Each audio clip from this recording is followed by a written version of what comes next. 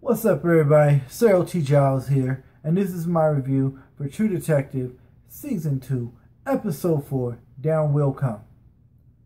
Great episode, man. I really like this episode. Frank taking charge, pulling strings, getting deals done, talks to the drug dealers, talks to Ray, trying to get Ray to be his muscle. He turns him down. It's, Ray's a cop, but the whole scene with the drug dealers where Ray looked at the dude and he was just talking about his teeth and the sugar and stuff, man. Vince Vaughn had me convinced, man. Frank had me convinced that he's a bad motherfucker, somebody not to be fucked with. And Vince Vaughn is doing a good job, in my opinion. And Paul, man, struggling with his homosexuality. We find out, it's confirmed, Ellis Potter was mentioned in our breakdown, that he thought that he was homosexual, and I didn't see it at first, but this episode's really confirmed. But he's fighting it, and he has this beautiful scene with his girlfriend where he finds out she's pregnant and he wants to marry her, and I thought that was a really beautiful scene. Another beautiful scene I thought was Ray with his son and the whole badge, and he says it was his grandpa's.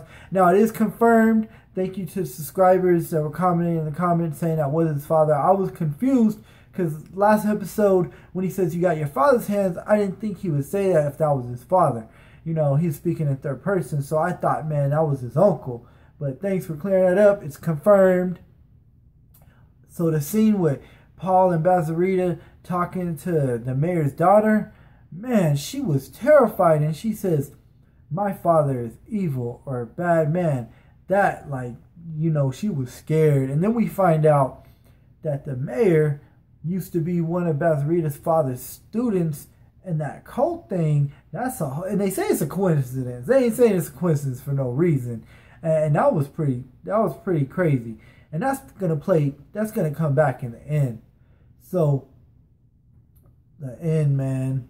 The shootout scene was so intense. This whole episode, I'm sitting here saying, man, is anybody gonna die this episode?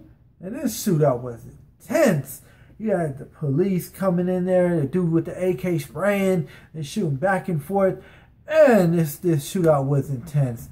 And the way the episode ended, and the coward, man, grabs a hostage. The dude, it's funny because Frank was like, I need to have words with this guy. And they wanted to take him out alive, but they had no chance. He killed that hostage, such a coward.